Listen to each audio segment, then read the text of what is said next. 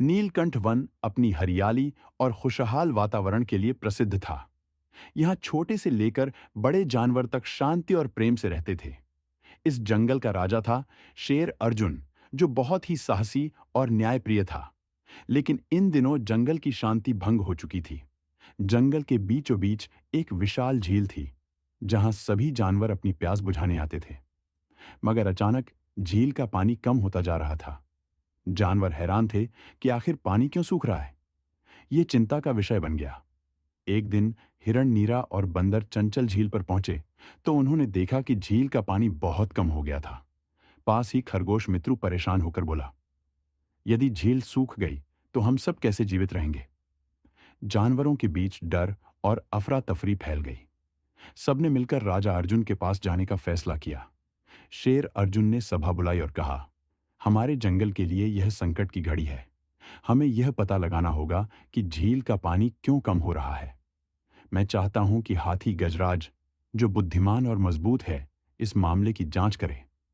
गजराज ने सिर झुकाकर कहा, महाराज, मैं इस रहस्य को सुलझाने के लिए अपनी पूरी शक्ति लगाऊंगा। गजराज ने अपनी खोजबीन शुरू की। उसने झील के चारों ओर घूमकर पानी के बहाव का निरीक्षण किया। वहां उसे नदी की ओर जाने वाला एक मार्ग मिला, जो पूरी तरह से सूखा पड़ा था। तभी गजराज ने देखा कि झील के पास कुछ गहरे पंजों के निशान थे। वह समझ गया कि यह किसी बड़े जानवर के हैं। उसने चतुराई से निशानों का पीछा किया और देखा कि निशान झाड़ियों के पीछे एक गुप्त गुफा तक जाते हैं। गजराज ने झाड़ियों को हटाया और गुफा के अंदर देखा। वहां उसे एक बड़ा मगरमच्छ कालिया मिला, जो झील के पानी को अपनी गुफा में मोड़कर इकट्ठा कर रहा था। कालिया आराम से पानी में तैर रहा था। गजराज ने गरज कर कहा, कालिया, तुमने यह क्या किया। झील का पानी चुराकर तुमने पूरे जंगल को संकट में डाल दिया है। कालिया हंसते हुए बोला, मैंने यह इसलिए किया क्योंकि मैं इस झील का असली मालिक बनना चाहता हूं।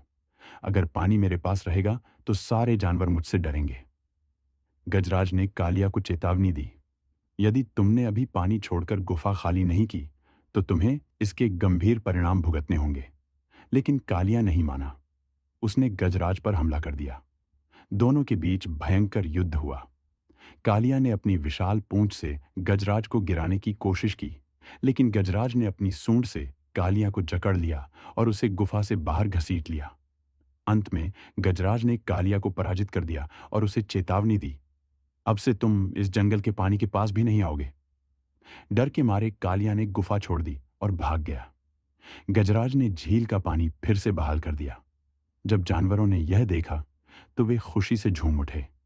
शेर अर्जुन ने गजराज की वीरता की प्रशंसा की और कहा, आज तुमने अपनी बुद्धिमानी और साहस से पूरे जंगल को बचा लिया।